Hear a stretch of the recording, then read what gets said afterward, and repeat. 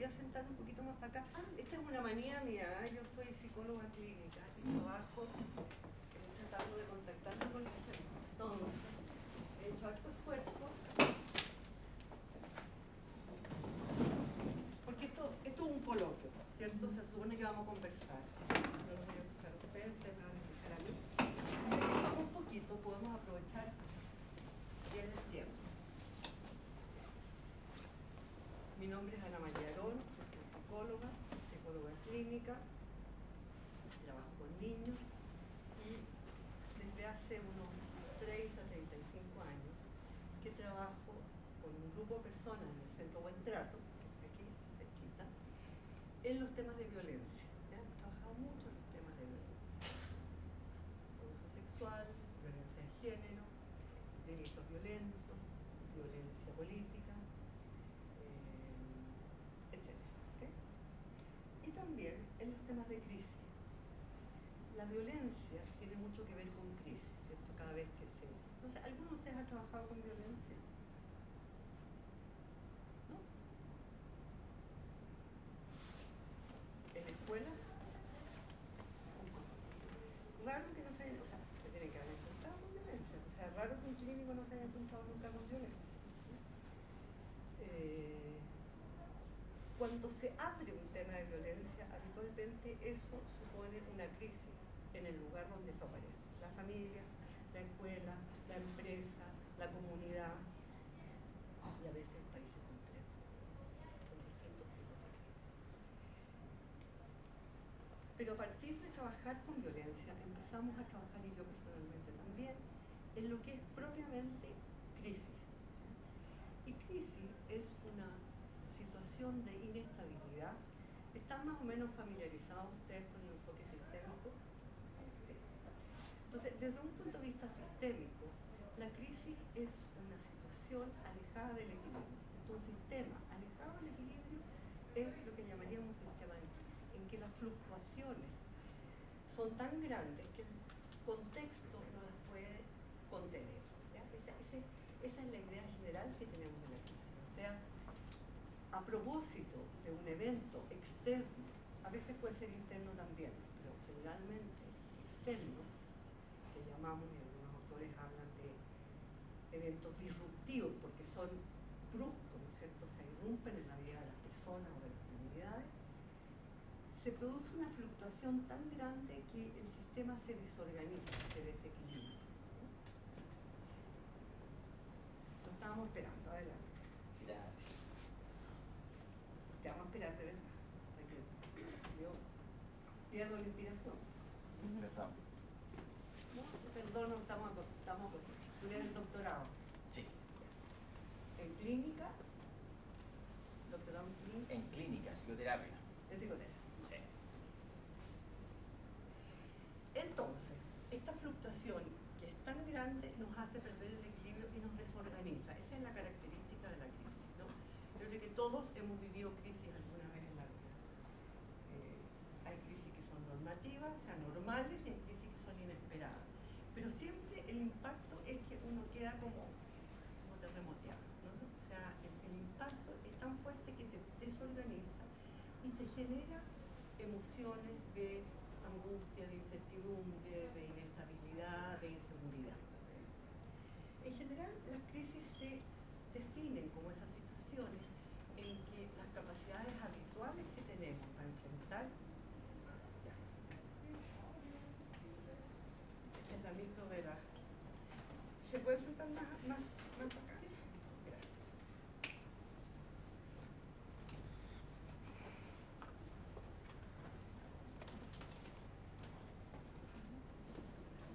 Tú le andas escapando al aire acondicionado. Sí.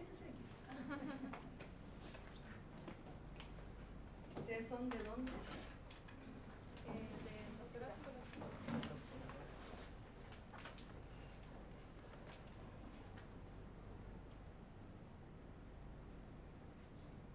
Bueno, vamos a hacer un pequeño recuerdo.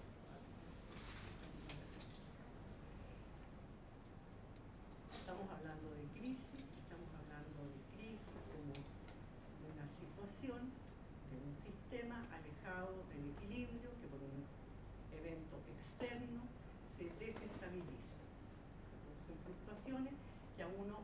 sacan de su centro. Yo digo a uno como persona, pero también puede ser a una comunidad o un grupo. Lo que yo quiero hacer hoy día con ustedes en este ratito que tenemos es, porque entiendo que esto es parte de las actividades que ustedes tienen como doctorado, salvo los que vienen de pregrado, que están por otro tipo de interés. Lo que yo quiero hacer con ustedes es contarles acerca de ciertos modelos conceptuales que tienen que ver con las crisis, que es lo que dije que se hace recién, pero sobre todo contarles qué es lo que nosotros hacemos, ¿ya? Porque esa es una cosa más novedosa, porque los modelos conceptuales los pueden leer en cualquier parte, y la gracia que tenemos como centro de Hueltrato, como equipo de intervención en crisis, es que llevamos muchos años, más de 30 años, trabajando en comunidades, en terrenos, en organizaciones, con colegios, en intervenciones en crisis. Yo creo que esa es la parte que más, creo yo, lo que, como no los conozco y no he tenido la posibilidad de conversar con ustedes antes, me imagino que eso puede interesarles un poco más. Contarles de algunas de las intervenciones en crisis que hemos hecho, por supuesto, en todos los terremotos, todos los últimos terremotos del 2010. ¿Hay algún terremoteado aquí? ¿No? Todos. No, pero alguien que sea de la zona del Maule y el Biobío. El terremoto de Iquique, el último terremoto de Choapa, el accidente del avión Juan Fernández. ¿Se acuerdan del accidente que hubo hace, creo que casi 4 años ya, cumplimos, en que a propósito de un accidente muere todas las personas, pero específicamente, con lo que nosotros trabajamos, 5 integrantes del equipo de Buenos Días a Todos, que era un programa que llevaba mucho tiempo, y entonces, ¿qué es lo que pasa con el equipo que sobrevive? O sea, un equipo de 20 personas, de las cuales 5 personas mueren. ¿Cómo sigue trabajando ese equipo? O sea, esa es parte de la experiencia acumulada que tenemos, les quiero contar cómo lo hacemos. ¿Okay? Volvamos a los modelos teóricos. Primero, entender la crisis como esta situación de un sistema alejado del equilibrio en que hay una fluctuación exagerada. Si ustedes se fijan, la capacidad o la posibilidad de recuperarse de una crisis depende del sistema, pero depende también del contexto. El sistema puede tener fluctuaciones grandes, pero si el contexto lo puede contener, esa situación de emergencia no pasa de ser una emergencia, ¿ya? Y se echa. Y yo creo que eso, en todo orden de cosas, no solamente cuando hay un terremoto o cuando hay un accidente, sino que en la vida misma. Yo les preguntaba, ustedes eran de clínica, porque en clínica nos hemos enfrentado muchas veces a ese tipo de situaciones. Piensen ustedes algo tan simple como un niñito, una pataleta de 2 años. El que esa pataleta se transforme en un drama familiar, porque esa pataleta pueda ser contenido, va a depender de la capacidad del contexto de contenimiento. Si el niño empieza con esas primeras señales de pataleta, y la mamá es capaz, la mamá o el papá, es capaz de acercarse, de contenerlo, de hablarle calmadamente, de tocarlo, de bajar el nivel de activación, hasta ahí llega la emergencia. Si a propósito de la pataleta del niño, la mamá le empieza a gritar, el niño agarra una cosa, rompe un vidrio, con el vidrio se hieren las personas que andan alrededor, tenemos un drama familiar, ¿ya? O sea, pero el drama no tiene que ver con aquello que causó la pataleta, sino que con la capacidad de contención del contexto. Y en ese sentido, las intervenciones en crisis van dirigidas siempre a eso, a ver cómo podemos aumentar la capacidad de contención de los contextos. Y la capacidad de contención tiene que ver muchas veces con los comportamientos que tú tienes frente a las personas que están teniendo la crisis. Cuando ocurre esta crisis, estas fluctuaciones, lo que se puede hacer desde fuera es amortiguar la crisis, amplificar la crisis. Y cuando la crisis se amplifica, puede llegar a un momento en que es tal el nivel de desorganización que hay que llegar a una nueva organización. Y eso es lo que diferencia las crisis de las emergencias. Las emergencias son situaciones difíciles que hay que enfrentar con los recursos que tenemos, que requieren una intervención inmediata. Pero cuando esa emergencia se transforma en un caos tan grande, una desorganización grande, que es necesario buscar otra organización para el sistema, es que tenemos una crisis. El otro modelo con el cual nosotros trabajamos es el modelo competencia. No sé cuántos están familiarizados ustedes con eso. ¿No? El modelo competencia es una manera especial de enfrentar los problemas de salud mental. A lo mejor lo conocen con otro nombre, como modelos de recursos. Es una forma de entender los problemas de las personas en función de sus competencias, de sus recursos, y no solamente de sus conflictos, de sus déficits y de sus patologías.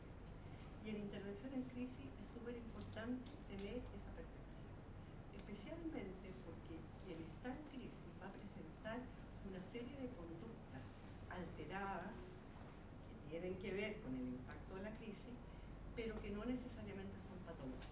Cuando uno trabaja con un modelo patológico, la verdad que no nos queda otra que repartir antidepresivos y Rivotril y ansiolíticos a toda la población.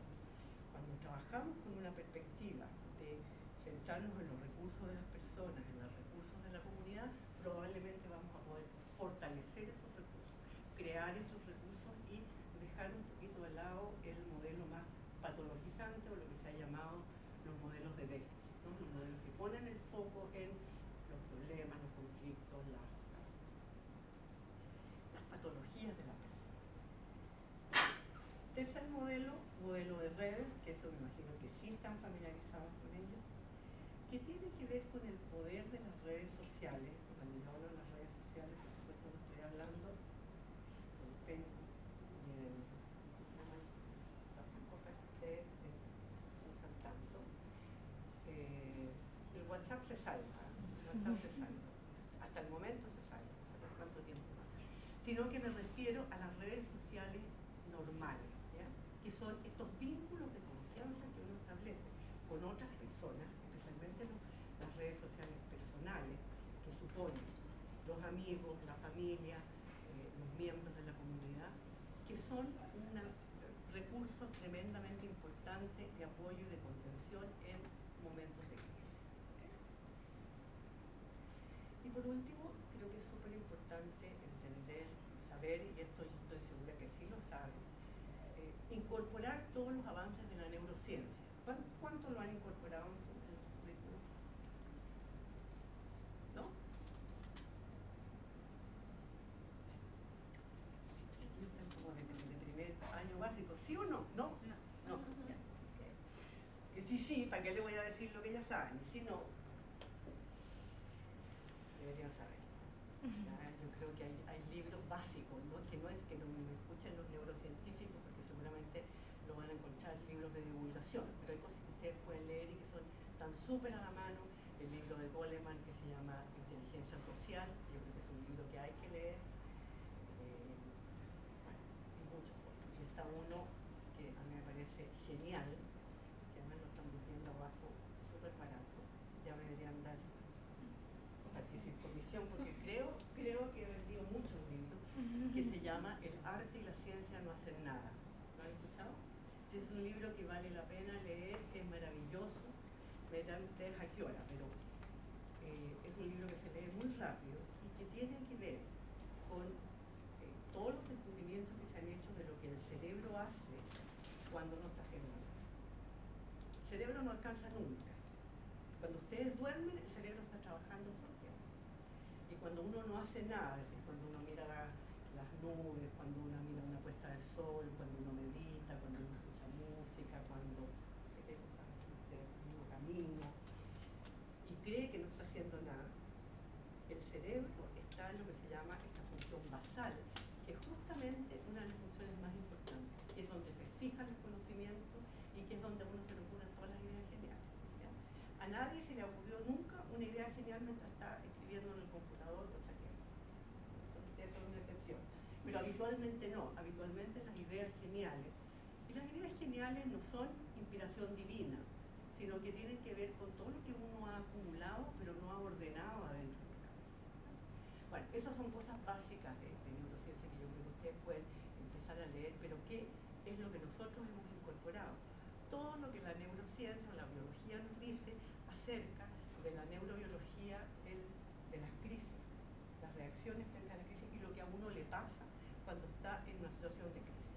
estoy segura que lo han estudiado, ¿no? ¿Sí? La reacción de frente al estrés, la reacción de huida y escape, de huida y ataque. ¿Cómo? Total, tenemos tiempo, no importa si no les alcanzo. Sí, que les quiero contar una anécdota a propósito de eso, porque me imagino que otra de las cosas que ustedes saben son las perspectivas de género y los sesgos de género en todo lo que estudiamos, ¿no? Me imagino que eso debería estar en el ABC de, por lo menos, de un programa de magíster y de doctorado. Todo lo que sabemos sobre las reacciones de estrés, especialmente esto de que es la conducta de huir o de atacar, curiosamente está hecha solo para hombres y para machos. ¿Sabían ustedes? Siento decirles que es así.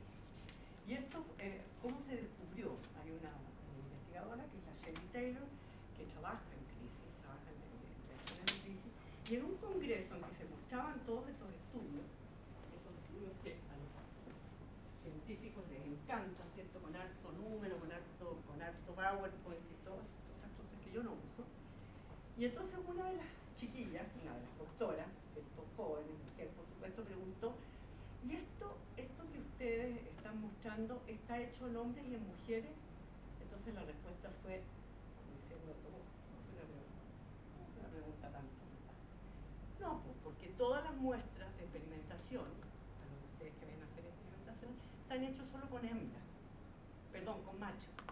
Porque las hembras cada 28 días tienen unos ciclos de cambios menstruales que alteran todo el comportamiento y toda la muestra y todas las variables, por lo tanto no trabajamos con hembras. Y en las mujeres pasa lo mismo. Entonces todos los experimentos que se han hecho con hombres. ¿Y por qué le surge esta inquietud a esta investigadora joven? Porque la respuesta de ataque y de huida está en función de la conservación de la especie, ¿cierto? A eso. Entonces ella dice, bueno, si está en función de la conservación de la especie y cuando aparece una amenaza, un depredador, y si las respuestas que tenemos en forma innata son de atacar al depredador o arrancarlo, ¿quién cuida a las crías? Porque las crías son la forma realmente de preservar la especie, porque si nos arrancamos todo, ¿cómo vamos a preservar la especie así? Y en ese minuto empezaron a hacerse experimentos en que se incluyeron hembras y mujeres en las muestras, y oh sorpresa, y díganme ustedes si no han experimentado alguna vez, en una situación de amenaza, los machos atacan o se arrancan. ¿Y las hembras qué hacen? Cuidan a las crías. Y se asocian con otras hembras para cuidar a las crías. Las ratoncitas, las conejitas, las perritas, las cachorritas y las mujeres. Cierre paréntesis, en términos de entender que las reacciones frente a la crisis son distintas dependiendo del género y dependiendo de muchas otras cosas. Pero ¿por qué nos importa esto tanto? Porque cuando en una crisis, cuando hay un evento amenazante, terremoto, un accidente, pensemos en el terremoto, ya como decías tú, todos somos terremoteados. ¿Qué es lo que pasa cuando hay un evento amenazante? Tenemos reacciones en nuestro cuerpo. O sea, no es que uno sea más asustadizo o menos asustadizo. Uno tiene reacciones que tienen que ver con la producción del cortisol, con la adrenalina, que nos prepara para todos estos movimientos, ¿ya? Que tenemos que hacer. Y parte del trabajo que se hace en la intervención en crisis es cómo poder equilibrar, por ejemplo, los niveles de cortisol en la sangre. No hacer inyectándole, bueno, a alguien se le puede ocurrir, darle medicamentos, ¿no es cierto? Esa es una posibilidad. Pero hay otras formas de neutralizar eso, que es hacer cariño, calmar, hablar de una manera especial, ponerte en un lugar seguro. Es decir, todo lo que se hace en la intervención en crisis tiene que ver con contrarrestar estos procesos biológicos que se desencadenan en una situación de crisis. ¿Okay? Entonces, ese marco teórico es un marco teórico que nos sirve mucho y que yo quiero decir que es fascinante. O sea, son descubrimientos que llevan 10 años, o sea, son cosas tremendamente recientes. A mí me fascina porque la gente que los descubrió no había nacido cuando yo estaba estudiando, entonces encuentro que es maravilloso el salto cuántico que se ha dado en los estudios de neurociencia y cómo nos pueden servir a nosotros en psicología. En esa línea, ¿no? O sea, en última instancia, vamos a llegar a que todo lo que nos pasa tiene que ver con producción de hormonas de estrés, de malestar, de angustia, y la forma de curar es cómo nos las arreglamos para crear situaciones en terapia, en el colegio, en intervención en crisis, en la familia, para poder aplacar. ¿Cómo lo hacemos? Con esos marcos teóricos, ¿cómo lo hacemos? Esto viene contando nuestra encargada de los coloquios. Adelante, doctora, la estábamos esperando. ¿Cómo lo hacemos? Así es. Disculpe, pero tenía el lanzamiento de un libro propio, ya ese uno es feo que sale. Me vine antes de la celebración, antes del cóctel, antes de todo, pero tenía que esperar que terminara. En las intervenciones en crisis, me importa mucho lo que se llama la fase previa de intervención en crisis, antes de que vamos a hacer la intervención, que tiene que ver con saber quién convoca, quién los invita a ustedes a hacer mismo, porque no da lo mismo quién convoca. No da lo mismo en estas experiencias que nosotros tenemos, no da lo mismo cuando en una comunidad los líderes comunitarios te invitan a hacer una intervención en crisis con la comunidad, a cuando, por ejemplo, en una empresa, como pasó con la celulosa Arauco, y les voy a contar esa experiencia después, es la empresa la que nos contrata a nosotros para trabajar con sus trabajadores en un minuto en que están en una situación súper complicada de pelea y de protesta con los sindicatos. Entonces, nos da lo mismo, ¿ya? Nos daría lo mismo que nos hubiera convocado el jefe del sindicato a que nos convoque el gerente de la empresa con la cual el sindicato está en crisis. Y eso uno tiene que saberlo y tiene que preguntar. Segundo, ¿cómo se convoca? Yo les preguntaba hoy día cómo llegaron ustedes acá. No da lo mismo cuando la gente compra una entrada que vale 100.000 pesos para ir a ver a un cantante rock, ¿cierto? Porque la motivación está aquí, a cuando uno tiene que venir obligado. Cuando uno tiene que venir obligado, hay que trabajar más para poder lograr la motivación y la creación de un clima para poder hacer la intervención en crisis. Entonces, esas son preguntas que siempre tenemos que hacer. ¿Cómo llegaron? ¿Por qué están aquí? ¿Tenían ganas de venir? ¿Vienen aquí libremente o vienen obligados o vienen porque tuvieron que firmar un papel? Y lo otro es en qué momento se hace la convocatoria. En situaciones de crisis hay momentos, hay un timing que es súper importante y va a depender del tipo de crisis. Cuando hay un accidente con resultado de muerte, el caso de la Unión de Juan Fernández, el caso que nos tocó trabajar con unas balsas que estaban haciendo rafting en el río Maipo, se dieron vuelta las balsas y murieron 2 personas, pero todos los otros quedaron tremendamente damnificados. En esos casos, la intervención en crisis no puede ser inmediata, no puede ser al tiro. Lo mismo en los terremotos, se los digo a los que en algún minuto han sido voluntarios, que a veces los voluntarios lo hemos hecho bien mal, ¿sí? Porque uno llega antes de tiempo. Cuando acaba de haber un terremoto, a mí se me acaba de morir alguien, se me cayeron las murallas, no tengo agua potable, no tengo leche para darle a mi guagua, no necesito un psicólogo que se venga a sentar y me diga cómo se siente y qué es lo que estaba pensando en el minuto que empezó el terremoto. O sea, eso es absolutamente contraproducente. Pero en el caso de accidentes con resultado de muerte, idealmente es dejar pasar el tiempo del funeral. ¿Ya? O sea, cuando ya se enterraron a las personas, se realizaron los ritos religiosos, familiares, y un par de días después es el momento adecuado. Porque si uno deja pasar mucho tiempo, aquí esto también la teoría nos dice esto y la práctica también, las crisis no son eternas, las crisis no duran todo el tiempo, o sea, este desequilibrio no es permanente.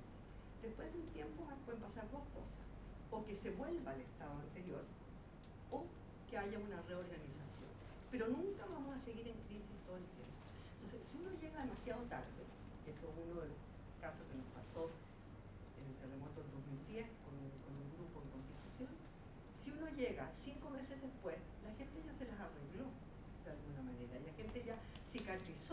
empezó mal, pero ya cicatrizó.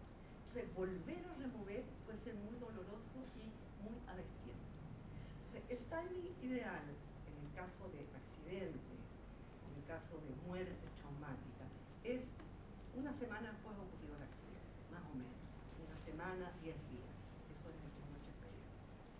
Pero en los casos de catástrofe, como un terremoto, como una erupción de volcán, como las inundaciones como en Copiapó, ¿ya? Obviamente que uno tiene que esperar que la calma se haya, digamos, las rutinas habituales se hayan normalizado, que haya llegado el agua potable, que se haya sacado el barro de las calles, que se hayan sacado los escombros. O sea, antes de eso es muy difícil empezar a trabajar, especialmente en los casos de terremotos, en que las réplicas son un recordatorio permanente. Por lo tanto, uno dice, claro, el terremoto fue el 29, 28 de febrero, el 27, o sea, el 27 de febrero, sí, pues, pero siguió temblando. O sea, todavía no termina. Ahora, voy a esperar que terminen las réplicas, probablemente no, pero por lo menos esperar que la situación esté relativamente normalizada. ¿Qué hacemos nosotros? Dependiendo de que habitualmente nos toque. Les voy a contar de una experiencia, yo creo que la experiencia más abarcativa que hemos tenido fue el año 2010, en que fuimos a la zona del Maule y el Biobío, y que fue una súper buena experiencia en términos de convocatoria, porque ¿quién nos convocó? La Fundación Arauco es una fundación educacional, no sé si la han escuchado ustedes nombrar, que es una fundación de la celulosa. Trabaja en esa zona, entonces tenían un vínculo previo, porque uno no puede llegar a la plaza del pueblo y poner su bandera y decir vengo a hacer intervención en crisis. O sea, uno necesita tener a alguien que lo invite, alguien que te abra la puerta. Pero eso siempre en el trabajo comunitario. Como esta fundación tenía un trabajo previo, ya había un vínculo, ¿ya? Y ellos lo que hicieron fue que tenían programado, pónganse ustedes, para el año 2010, un montón de talleres en lenguaje, en matemáticas, en ciencias naturales, pero la lógica nos dice que si yo estoy terremoteado, la verdad que no tengo cabeza ni tranquilidad para mejorar mis habilidades lingüísticas o mis habilidades matemáticas, sino que lo primero que tenemos que hacer es calmar a la gente y poder contener lo que está pasando. ¿Okay? Ellos hicieron además una alianza con las comunidades y se hizo una cosa tripartita en que la fundación y los líderes comunitarios que se acercaron a la fundación a decirles qué podemos hacer, la gente está angustiada, la gente no quiere trabajar, la gente está desesperada, la gente está asustada, ellos nos llaman a nosotros, ¿ya? Pero esto es una convocación desde la comunidad y eso es el mejor de los escenarios. Yo creo que de todas las intervenciones que hemos hecho, esta ha sido una de las más satisfactorias porque es la comunidad la que nos pide. Entonces uno no tiene que ir a venderle la idea de que es importante hacer intervención en crisis, porque ellos solo, digamos, estamos respondiendo a una necesidad de la comunidad. ¿Y qué es lo que hicimos? ¿Qué es lo que hacíamos? Y este modelo lo hemos seguido haciendo, digamos, en todas las intervenciones. Primero, se parte con lo que es la definición de contexto. Eso es súper importante en cualquier intervención en crisis que uno haga. Definir el contexto, es decir, contar quiénes somos y para qué estamos y a qué venimos. Porque nosotros no sabemos, pero ellos no tienen idea. Desde quiénes son estas señoras, que realmente somos mujeres, había algunos hombres también, que vienen a conversar con nosotros. Nosotros somos un equipo que trabajamos en intervención en crisis, que hemos acompañado a muchos otros que les ha pasado cosas parecidas a las de ustedes y estamos a disposición de ustedes para trabajar con ustedes. O sea, hay una definición de contexto. ¿Por qué venimos y por qué estamos aquí? En el caso, por ejemplo, de ese mismo 2010, la celulosa nos contrató para trabajar con todos sus empleados y con sus funcionarios, sus obreros. Era muy importante como definición de contexto decir, nosotros fuimos contratados por la gerencia, pero nosotros no tenemos nada que ver con la celulosa. ¿Por qué? Porque si no nos triangularizamos, si a uno la contratan de una empresa y uno no cuenta que uno no tiene nada que ver con la empresa, lo único que va a hacer la gente es vertir las quejas que tienen contra la empresa, o sea, nos usan a nosotros de teléfono para poder pasar las quejas al discutimos el contexto y definimos la relación. Aquí es la definición de la relación. Yo me imagino que ustedes están familiarizados con esto, porque esto lo hacemos en terapia todo el tiempo. Es cómo vamos a entender la relación entre nosotros y ustedes. Y ahí es que el modelo competencia nos sirve mucho. O sea, aquí nosotros somos expertos, nunca nos definimos como expertos. Nosotros tenemos experiencia, somos más experienciados en acompañar a las personas que han pasado por esta situación. Y la gracia que tenemos es que estamos lejos de ustedes, o sea, nosotros no estamos tan terremoteados como ustedes, porque en situaciones de catástrofe muy fuertes es muy difícil que la gente en la misma comunidad se pueda autoayudar. Nosotros venimos a ayudarles y lo que vamos a hacer con ustedes es, primero les vamos a contar, vamos a compartir con ustedes un par de modelos conceptuales. Ahí les cuento todo lo que yo les conté a ustedes, especialmente lo que tiene que ver con las reacciones de una persona frente a una crisis. Ustedes las conocen, tenemos unos minutitos ahí que se los puedo dejar después, que hicimos, digamos, como producto del proyecto Fonter de Intervención en Crisis, que le va contando a la gente qué le pasa a uno cuando tiene crisis, cuando está en crisis. Primero hay cambios cognitivos, ¿cierto? Cambios cognitivos que tienen que ver, a uno se pone menos inteligente, se pone más lento, se le olvidan las cosas, se le pierden las cosas. Desde el punto de vista emocional se pone más irritable, las emociones nos inundan, nos asustamos, tenemos sintomatología y ahí mezclamos la neurobiología también con lo emocional, tenemos palpitaciones, nos cuesta respirar, nos cansamos, nos cuesta dormir. Y cuando uno va contando todas esas cosas, uno se da cuenta que la gente que escucha va resonando con eso, ¿cierto? O sea, no es que queramos que ellos sean expertos en el marco teórico, pero cuando le vamos diciendo eso, habitualmente la respuesta es sí, eso nos ha pasado, eso me pasó a mí se me olvidan las cosas, esto de que a uno se le olvidan las cosas. Ustedes son jóvenes, pero cuando a la gente mayor se le empiezan a olvidar las cosas, es tremendamente angustiante, ¿ya? Porque piensan que ya están con Alzheimer, que están deteriorados. Imagínense que a uno se le olvida la clave para sacar plata del cajero automático. Me estoy acordando de una chiquilla que es una enfermera, prácticamente joven, 40 años, y estaba angustiadísima, porque cuando fue a sacar plata 2 veces y a la tercera se le bloqueó la clave porque no se acordaba, es una sensación de que ya la cabeza no está funcionando. Uno hace torpeza desde el punto de vista conductual. Todos sabemos que la función ejecutiva nos permite organizarnos de alguna manera. Si yo quiero salir por esa puerta donde dice vía de evacuación, no paso por encima de ustedes, ¿cierto? Me doy la vueltecita por allá, aunque me demore un poquito más. Cuando uno está en una situación de crisis, muchas veces eso no funciona. La neurociencia nos ha explicado además por qué. Porque en una situación de amenaza, toda la sangre, toda la irrigación se va a las manos para pelear, a las piernas para arrancarse. Y la corteza, siento decirles que queda absolutamente pobrecita, pero eso significa que la capacidad de tomar decisiones inteligentes en momentos que estamos angustiados es igual a, no quiero decir igual a cero, pero probablemente somos bastante menos diestros y menos inteligentes que lo que somos habitualmente. Ahora, cuando uno le transmite eso a la gente, eso es muy aliviador, ¿ya? O sea, que a ti te diga, esto que le está pasando es una consecuencia de haber vivido un terremoto grado 9, tanto, tú sientes que no eres tú el que se está echando a perder, sino que esto es una consecuencia normal de un evento anormal, que es lo que el DCM describe, ¿no es cierto?, como las reacciones de estrés postraumático. A cualquier persona, o sea, no hay nadie que haya pasado el terremoto en la zona del terremoto, y aquí tampoco, que no se haya asustado, que no le haya costado dormir después, que no se le hayan olvidado las cosas. También uno de los síntomas que es súper frecuente como consecuencia de la crisis es la irritabilidad. Y eso también es muy importante decirlo, porque eso echa a perder las interacciones y los climas de trabajo.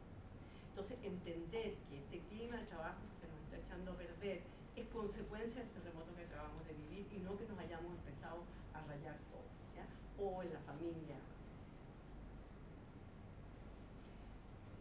Les explicamos todas esas cosas, les entregamos esos materiales y la segunda parte, digamos, después de poner digamos, común estos modelos conceptuales, es algo que para nosotros ha sido súper importante y que es la recuperación del relato de lo que pasó. La recuperación del relato de lo que pasó es un elemento fundamental en todas las elaboraciones de crisis. Es poner en palabras lo que uno vivió. A veces es la primera vez que uno lo pudo contar. Yo me acuerdo cuando los grupos con los que trabajaban eran líderes comunitarios. Había mucho, habían bomberos, había gente de la parroquia, había, por supuesto, los equipos de salud, los equipos de educación, que están todo el tiempo ocupándose de otros. Y esta era la primera vez que habían podido contar lo que les había pasado. Esta recuperación del relato, que cuando hay un evento que afecta a todo un grupo o a toda una comunidad, es súper importante hacerlo en grupo. No da lo mismo hacerlo solo, con tu terapeuta o con el labor social que te está conteniendo, que hacerlo con un grupo. Porque el grupo va rellenando los vacíos que el otro tenía. Yo escuché un ruido terrible y escuché que venía el agua, pero no sé de dónde venía. El otro le dice, sí, lo que pasa es que venía por la calle de allá y por eso no lo escuchaba porque pasó. Y empieza como a armarse este relato colectivo que permite recuperar algo que es muy importante después de una crisis, de una catástrofe, que es recuperar la ilusión de control. Cuando hay un terremoto, cuando hay un accidente o cuando hay una muerte traumática, uno tiene una sensación de pérdida del control. Yo digo ilusión porque nadie controla nada, pero todos tenemos esta sensación de que más o menos controlamos las cosas, sabemos de algo controlado. Algo controlado. Que si yo salgo para allá o que yo salgo aquí para irme, la escalera por la que subí va a estar ahí. No es que va a haber desaparecido, ¿ya? Entonces, esa sensación de que uno vive en un mundo predecible se pierde en las situaciones de crisis. Recuperar el relato permite, en palabras de muchos de los que lo han vivido, recuperar un poco esta sensación de predictibilidad, ¿ya? O sea, por eso es que la gente cuando había una muerte traumática en otro suceso necesita tanto saber los detalles. ¿Se han fijado? Dice, pero quiero saber cómo estaba, dónde estaba, tú que estabas ahí, cuéntame cómo fue lo que pasó ahora con estos chiquillos, por ejemplo, que se murieron en la montaña. Yo no podía decir, bueno, pucha, qué pena, murieron, ya, ¿para qué más? No, necesitamos saber a qué hora murieron, cómo, dónde, qué es lo que les pasó, alcanzaron a llegar, estaban deshidratados, habían comido, y probablemente la familia es la que más necesita saber, porque eso te reconforta y te da una sensación de que tú recuperas algo de la víctima que perdiste. Todo eso se hace en esta recuperación del relato, que no tiene nada que ver con el debriefing, sino que es recuperar en conjunto el relato, pero además en forma asociada. ¿A qué me refiero en forma asociada? Una de las cosas que pasan en las situaciones de amenaza tremenda es la desconexión entre las emociones y la cognición, ¿ya? Lo que en psicopatología se llamaría disociación. Nosotros, a mí por lo menos me gusta más hablar de desconexión porque me parece que es menos patologizante. Y la desconexión es súper importante, porque si en un minuto de crisis estamos todos absolutamente conectados, ¿quién va a tener la cabeza fría para saber por dónde nos vamos a arrancar? ¿Quién va a llamar a los bomberos? ¿Quién va a avisar? ¿Quién va a sacar a la señora que no puede caminar sola? O sea, la desconexión es un mecanismo súper bueno para enfrentar situaciones difíciles. El tema es cuando eso se mantiene, cuando yo sigo desconectada. O sea, estas personas, cuando el último terremoto que fuimos a Choapa, el último fue a Ecuador, pero cuando fuimos a Choapa, personas que decían, yo todavía no he llorado. A mí se me murió una persona que era muy cercana, pero yo todavía no he podido llorar. ¿Qué le pasó? pasó? Si yo en esta desconexión, y nosotros sabemos que eso no es sano, ¿ya? O sea, ¿qué es lo que tenemos que hacer? Lograr que la persona se conecte. ¿Cómo se hace eso? Bueno, ustedes lo deben estar viendo en la psicoterapia, lo deben estar viendo en el doctorado, pero yo creo que es una de las cosas más importantes que uno hace en la relación con otras personas, ayudarla a conectarse. A veces, fíjate, uno ayuda a conectarse pidiéndole detalles, pidiéndole que cuente detalladamente, y empieza a contar detalles, ya hay un minuto en que se conecta. Yo recuerdo una de las experiencias, la experiencia de las balsas de rafting, que se hizo en el río Maipo, y que era un grupo del Banco Santander, como premio por haber cumplido las metas, nos habían mandado a este paseo, y se dieron vuelta. Y teníamos un grupo de 20 personas que cada uno iba contando qué es lo que había pasado, cómo se había sentido, el miedo que había tenido, la angustia, que no podía dormir, había otro que no podía apagar la luz porque cuando apagaba la luz, un señor de 50 años, cuando apagaba la luz veía las imágenes de las dos personas que se habían muerto, que eran muy cercanas. Y había un señor, que eran dos gerentes o agentes, no sé qué título tenían en el banco. Había un señor que cuando le tocó su turno dijo, a mí me da mucha pena todo lo que ustedes están contando. Y encuentro terrible lo que a ustedes les pasa. Y encuentro terrible lo que han sufrido.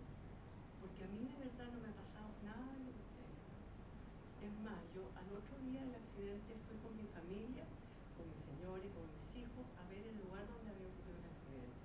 Y estoy súper bien, pero me conmueve escuchar lo que ustedes están diciendo. Y mientras empieza a hablar, se empieza a agitar, se empieza a hiperventilar y tiene una crisis de angustia ahí, en el minuto que está contando todo. Desde nuestro punto de vista, ¿qué pasó? Se asoció. Estaba contando que a él no le pasaba, se asoció. Y la reflexión que uno hace es, este señor se asoció aquí, y se asoció con Tuti, o sea, realmente tuvo una crisis de angustia, lloró, lo tuvimos que sacar para afuera, tuvimos que darle un espacio especial, que generalmente lo hacemos cuando hacemos estas intervenciones en crisis, es bueno que haya otra persona que pueda quedarse con él. ¿Qué pasaría, qué hubiera pasado si él no hubiera estado ahí?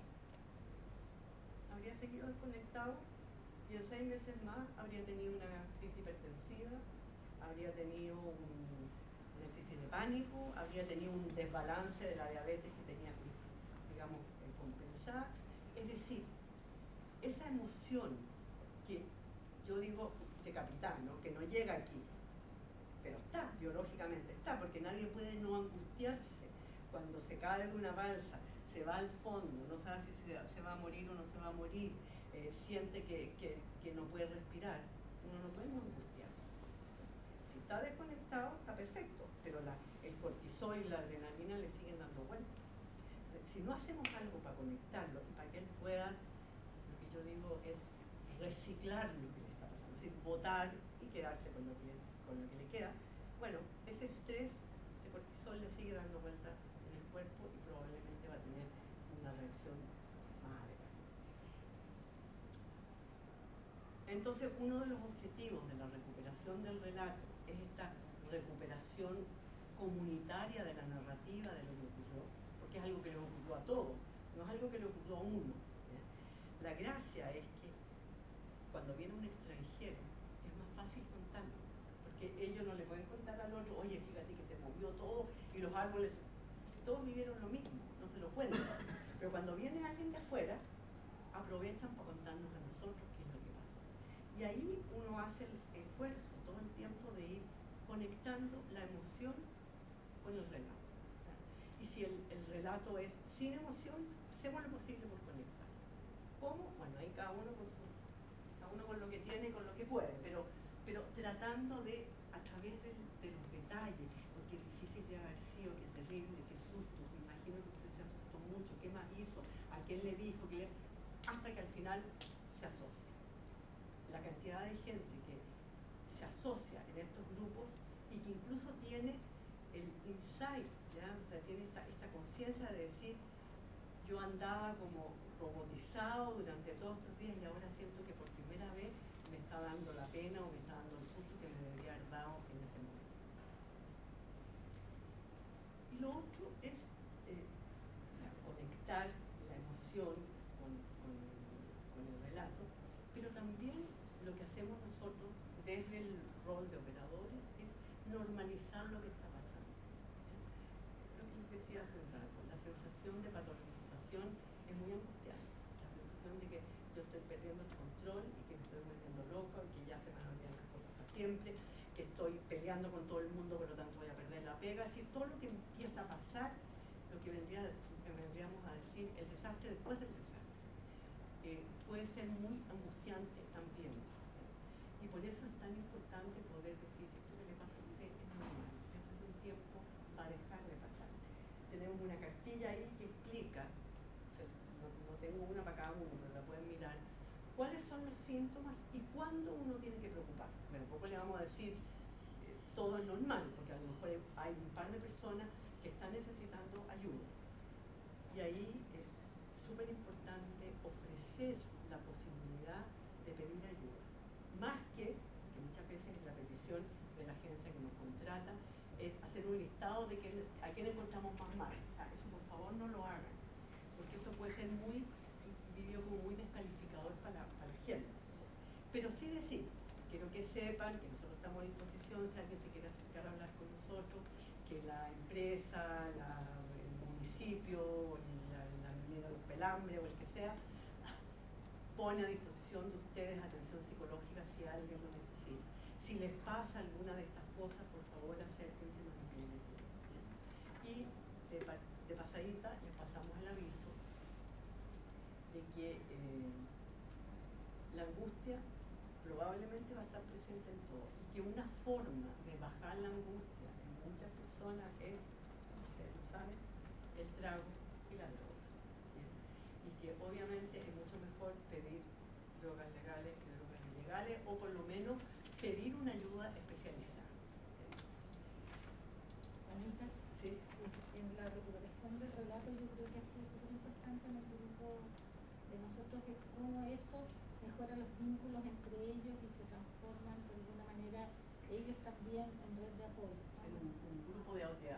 Y como de validación, me estaba acordando del ejemplo de Tibúa, por ejemplo, que es una comunidad súper fragmentada entre los mapuche y los huincas, y con mucha guerra, y que después del terremoto, cuando los mapuches dijeron que había que subir al cerro, hicieron caso omiso de la indicación de no subir, porque cuando la tierra se peleaba con el mar, ganaba el mar. El matrimonio entraba en crisis, había que subir al cerro. Y subieron al cerro. Y subieron todos ayudándose. Y entonces en la recuperación del relato, uno salió esta validación de la cultura mapuche que permitió salvar a tanta gente. Pero salió todo lo que se ayudaban, o sea, porque ella me prestó pañales para la guagua, porque la leche, porque el otro me ayudó con la silla de ruedas de mi papá. Entonces uno siente que a esa comunidad uno le ayudó a recuperar eso, pero les ayudó a armar vínculos que son importantes y entender esto que tú dices. Y conversar es tan importante, ¿no? Y a propósito de eso, que creo que es súper importante, y del modelo competencia, tener cuidado que cuando ellos cuentan esas cosas, cómo poder validarlas, porque aquí existe lo que se llaman las habilidades transversales en intervención en crisis, que tienen que ver con no criticar, no impulsar, validar los relatos, validar lo que ellos tienen como recursos. Y esto que dices tú, Neva, creo que es súper importante, porque uno podría escucharlo y dejarlo pasar, pero cómo poder decir, miren qué importante lo que está pasando, esto no se nos había ocurrido, esto puede ser importante para otros. O sea, como fortalecer los recursos que el grupo y la comunidad tiene para salir adelante. Una vez que hacemos eso, y que en las competencias transversales, tenemos un manual de intervención en crisis, que además lo pueden bajar de la página web, ¿ya? En que está explicado más o menos qué se hace, cómo se hace, qué se hace con los niños, etc.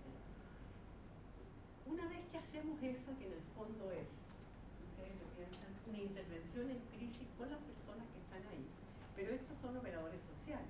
Entonces, el paso siguiente es poder entregarles herramientas para que ellos puedan hacer esto mismo con sus comunidades.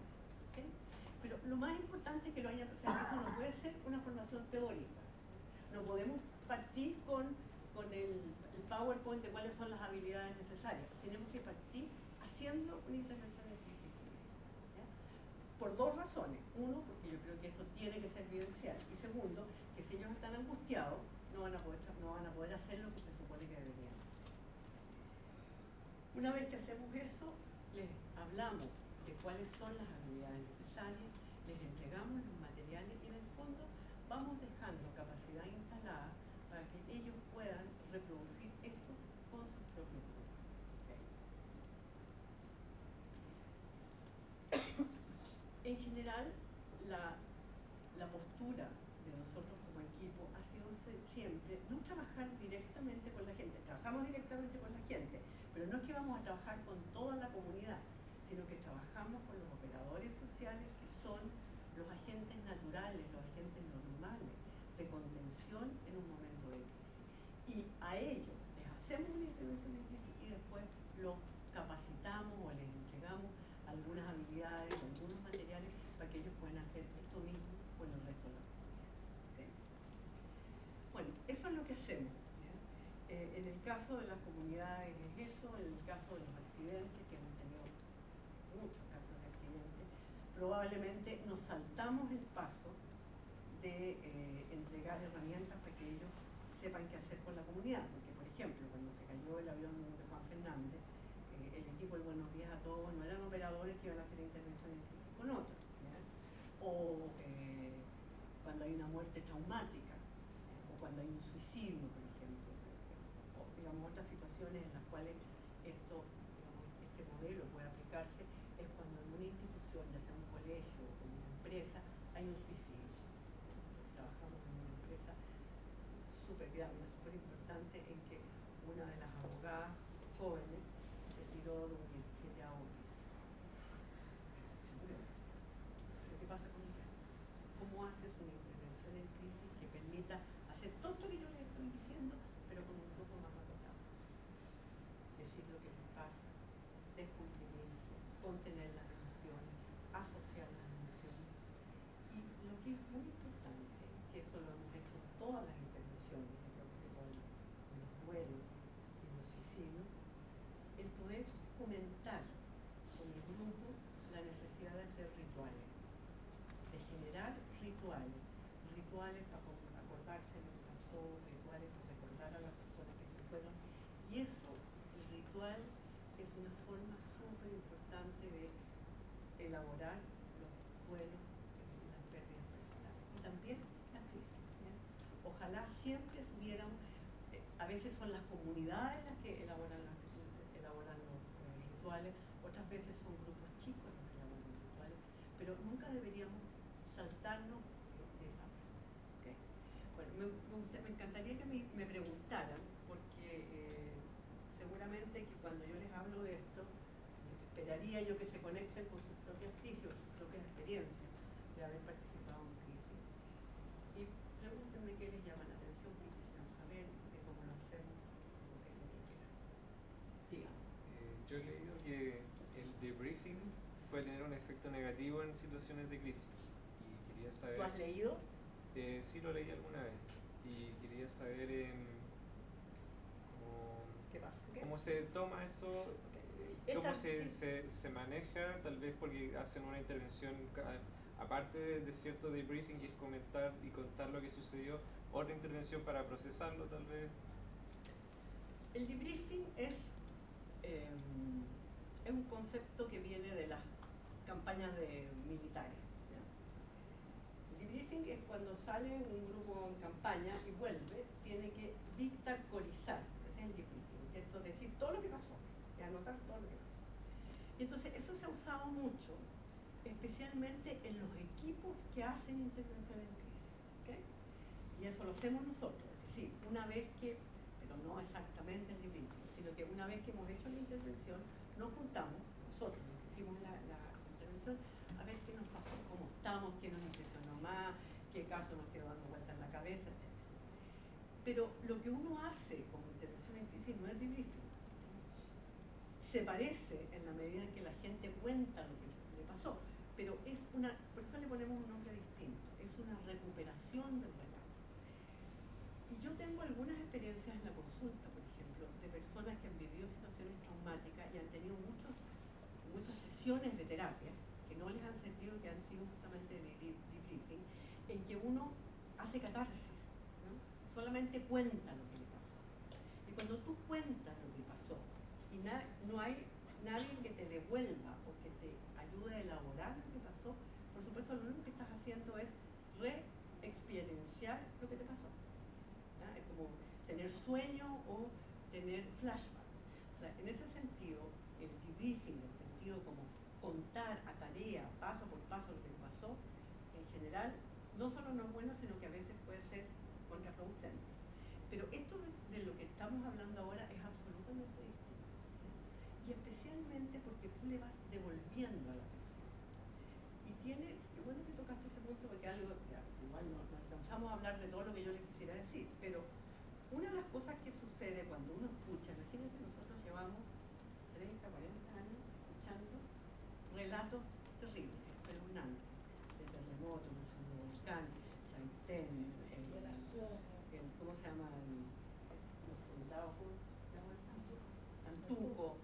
Antuco, los accidentes, las muertes, las violaciones, o sea, ¿cómo lo hace uno para no quedar planchado? Más o menos, pero hemos sobrevivido, lo cual significa que estamos haciendo algo. Y hay una diferencia súper grande en escuchar nomás lo que el otro te está diciendo, a cuando tú le puedes devolver. ¿Ya? Y esa es la diferencia, por ejemplo, entre los voluntarios y los operadores de intervención en crisis que tienen más experiencia. Tú eres capaz de, lo recibes y se lo devuelves elaborado, ¿ya? Se lo devuelves un poquitito más organizado. Hay una autora, en la página web nuestra hay un artículo que pueden bajar que es sobre el terremoto del 2010. Hay muchas de estas cosas. Pero ella dice, cuando la persona cuenta el relato de lo que le pasó, es como esas películas mudas.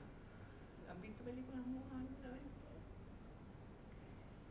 Y lo que uno hace es que uno le pone texto, ¿ya? Uno como que le edita lo que el otro está diciendo.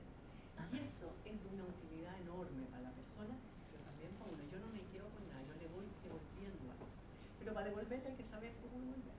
En cambio, el que se sienta y escucha el vómito de las atrocidades que el otro vivió, queda cargado con ese material y no lo puede volver a vaciar. Entonces, se ha escrito mucho sobre los efectos iatrogénicos del debriefing. Nosotros personalmente usamos el debriefing para los equipos de trabajo, no para los grupos, y esta recuperación del relato no es debriefing. ¿Ya te contesté? Sí, o sea, le agregan la otra parte de procesar también, lo hablado. Sí. ¿De procesar qué? Como las emociones o los bueno, eventos. Eso lo haces ahí en el grupo. Claro, sí. Claro, ahí en el grupo tú estás ayudándole a procesar. ¿Qué es lo que es el procesamiento de la emoción? La emoción, por un lado, tiene esta cosa brutal física, ¿no? Que me angustio, o que me asusto, que se me acaba el aire, a cuando puedo ir conectando eso con los sucesos. ¿Ya? Y esa es una forma de procesamiento emocional que le ayuda a la persona. Alguien hablaba, creo que era Álvaro Bilbao, de que cuando uno tiene muchas imágenes en el hemisferio derecho que se te dan vueltas y que no tiene, y que son muy, como son las imágenes, no sé cómo son los sueños que te van, te vienen, al pasarlas tú por el cuerpo calloso, por el hemisferio izquierdo, y al ponerles palabras, haces eso que tú llamas de alguna manera predictible, manejable, y las configuras en un relato que le puedes hacer al otro, que no tiene solamente que ver con descargarse, sino que con elaborar y ponerle, es como ordenar, es como que uno ocupa, digamos, como cuando el dolor te ocupa un lugar y no te invade del todo, porque si no, cuando te quedas con la cosa suelta, pasas a ser muy invadido. Me gustaría, Ana, si pudieras comentarle algo de lo que haces con el MDR y las crisis, que yo creo que, no sé si quiere.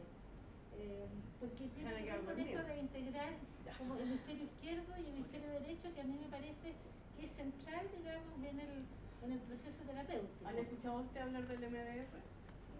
Ay, qué bueno. ¿Y tienen clases de eso? Yo creo que todos debíamos aprender. Pasa es que de nuevo está.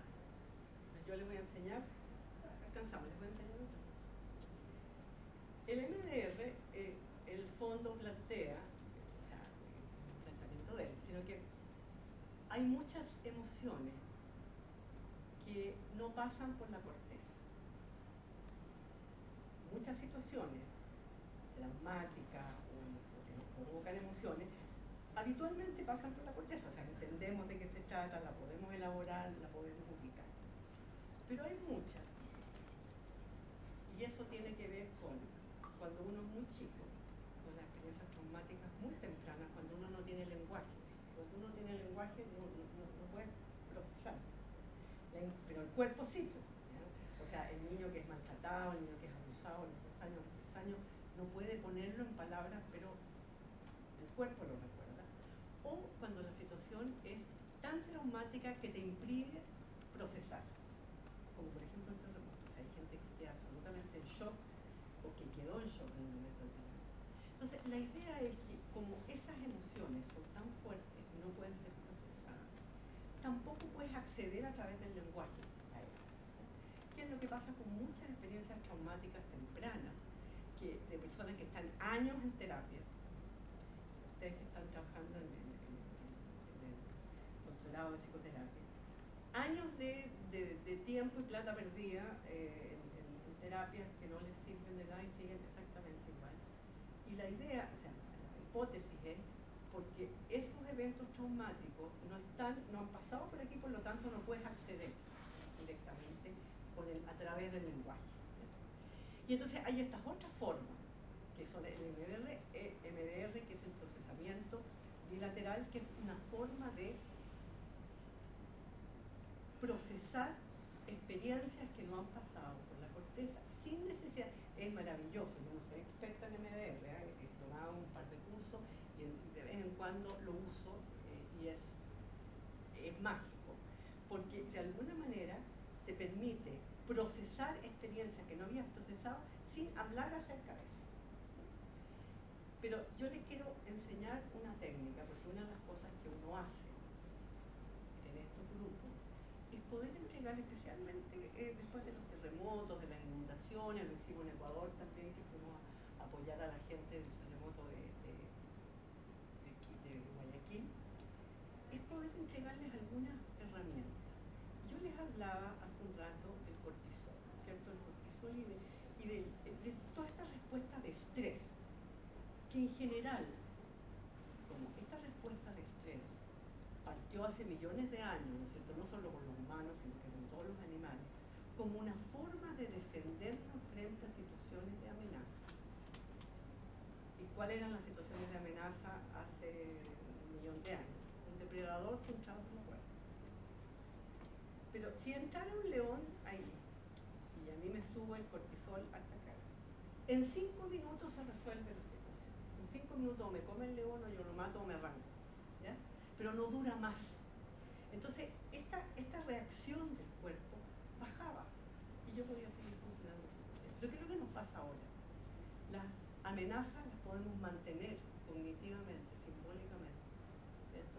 Y yo hoy día tengo un examen que me tiene angustiada, yo sigo angustiada toda la semana, ¿ya?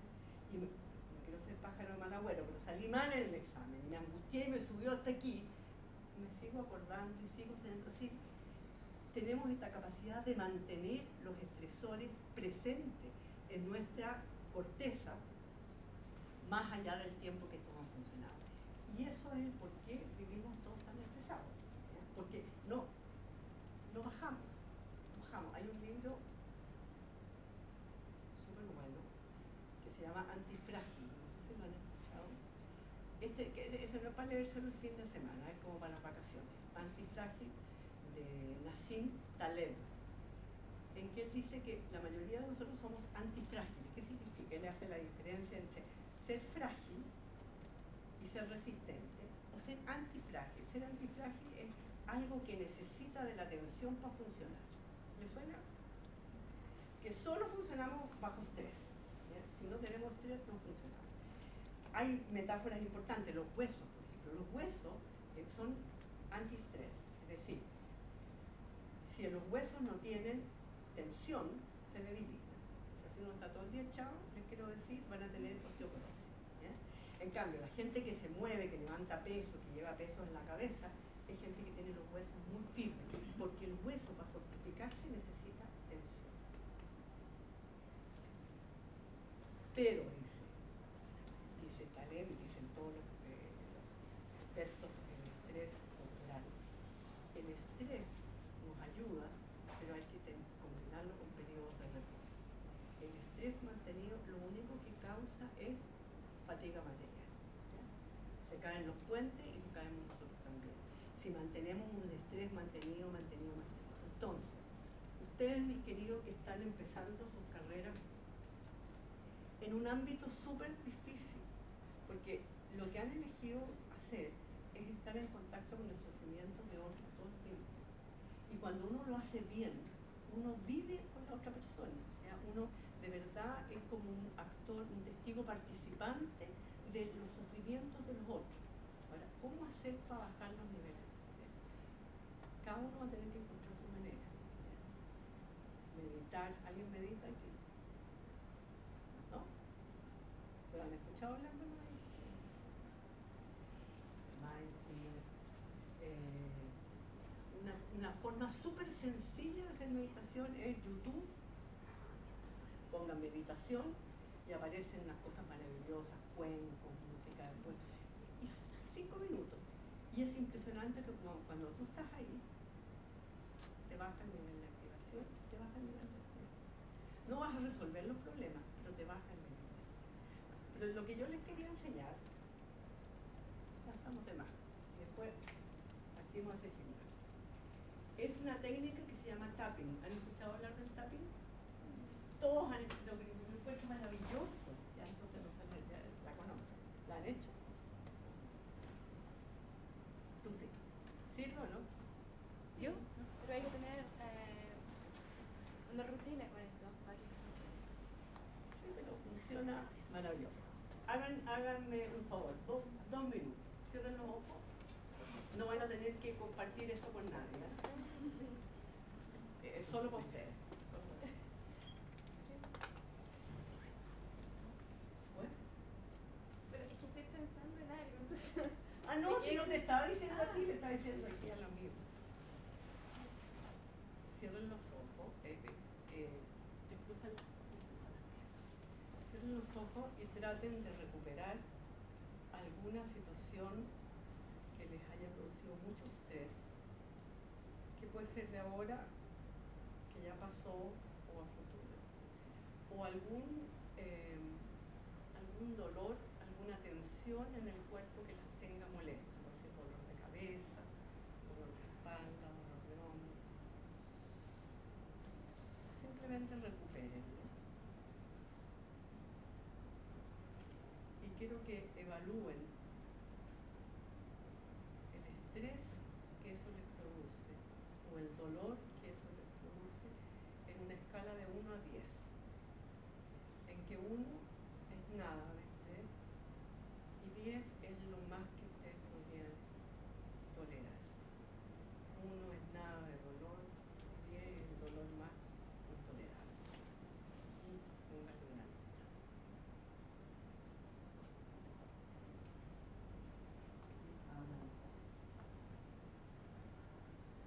¿Hay alguien con dolor de cabeza?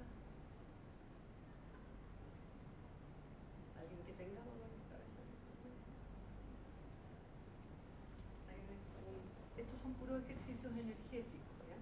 Energético tiene que ver con tocar puntos del cuerpo que te reduce. Un ejercicio súper fácil es con estos 2 dedos. Tocas aquí, este otro acá y esto allá atrás. Con una presión no muy fuerte. ¿Sí? Lo que hace el tapping tiene que ver con la acupuntura. ¿Ustedes conocen la acupuntura? O sea, ¿quién se ha hecho? súper potente, ya, y la medicina occidental la ha incorporado bastante. Porque en la medicina china dicen que tenemos canales de circulación de la energía. Cuando eso se bloquea, es que nos enfermamos. La imagen que ellos usan es como un río de agua clara, que si tú bloqueas el agua y se aposa, el agua se pone verde, hedionda, con microorganismos, o sea, se pudre, se echa a perder. Y que lo mismo nos pasa en el cuerpo, cuando tenemos bloqueos. Por eso, para hacer eso, yo sé que es incómodo, pero es incómodo porque las sillas están pensadas primero para gente más grande que uno, para hombres, y podíamos estar sentados de una manera mucho más cómoda. Pero algo tiene que ver con el cruce de los hemisferios. Pero se ha descubierto que no solo es importante meter agujas para desbloquear, sino que podemos presionar, ¿ya? Entonces, la idea es la siguiente ahora. Que hagan conmigo este tapping que parte aquí en la cabeza, donde se juntan los dos pedazos del cráneo. La mochila. En la mollera. No la coronilla, sino la mollera. Es donde las guaguitas tienen esa cosa que no se la ha cerrado cuando se... La mollera, sí.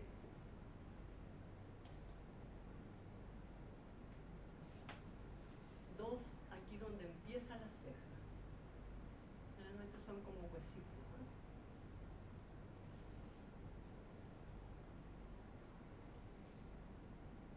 Tres.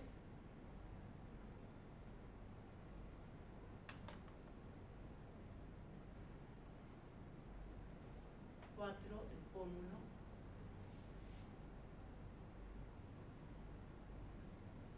Cinco. Este es un punto súper importante si alguien de repente tiene ganas de vomitar y se aprieta fuerte aquí y se interrumpe el reflejo. Pero se lo pueden hacer a otro también. 6.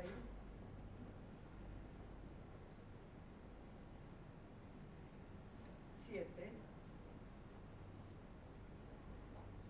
Debajo de la clavícula. No, debajo de la clavícula. Aquí hay un punto que se llama el punto 1 pulmón, que es un punto doloroso. No tiene que dolerles, ¿ah? Pero es para que lo ubiquen. Y 8. Donde termina el cuerpito. Donde se imaginarán ahí. Respire. Vamos de nuevo para cortar. 1. 2.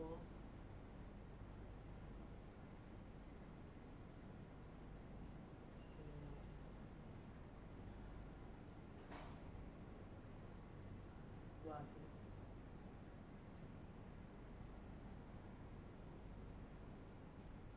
5.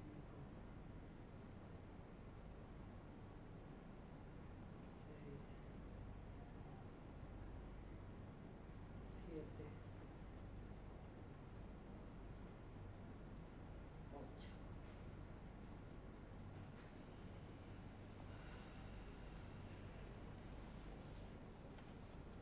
Hagan la prueba buena de nuevo de recuperar la situación de tensión o de dolor y evalúenla de nuevo a ver si en alguno baja.